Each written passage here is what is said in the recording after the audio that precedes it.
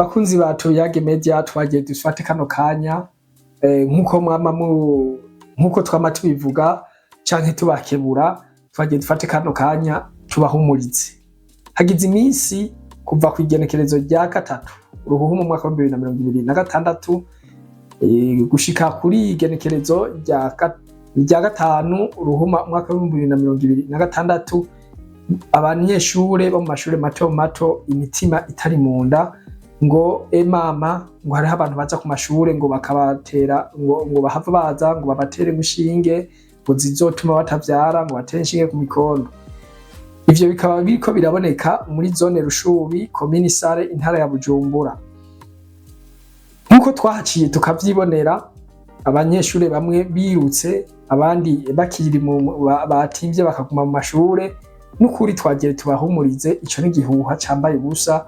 Leta mvyeyi, leta nkozi ntirikira ivyo bintu kandi ntavyizofa ikoze. Ko abo twaganiriye haba muri administration haba nabo mu abajejwe amagara y'abantu barayemeza yuko muri district Isare yuko atarucanco kandi ataninshinge bariko baragira muri amashuri.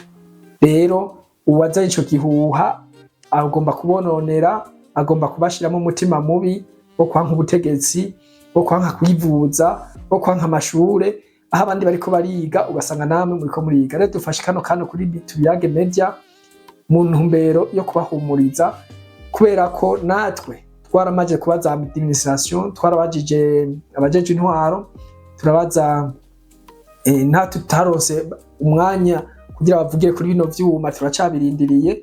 Twarabajije mu bushikiranganje bwo amagara y'abantu muri district, turaduga muri ministere, barumva yuko ico kintu ari gihuha, ko ivyo bintu atari byo bariko barakora.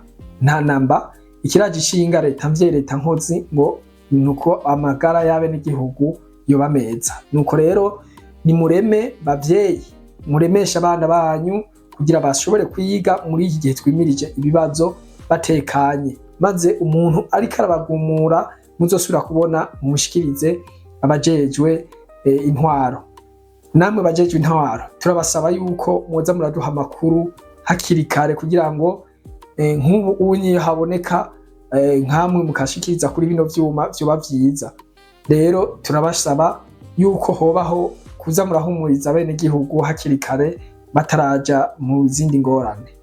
Dusabe abantu bose bafise ico ciyumviro cyo kuzana ivyo bijanye n'ibihuha ko bigabanya, kugira ngo abene gihugu batekane mu mitima, maze twijukira ibikorwa byo dushikara muri yambona kazoza igihugu cifashe mu 2040 iteye imbere mu 2060.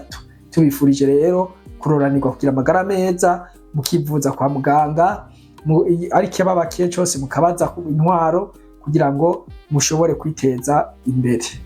Naho rero twashatse gutanga buno butuma kuri no rubuga rwacu rwa Tuyage Media. Mureme mushire umutima munda, mugume ku kivi.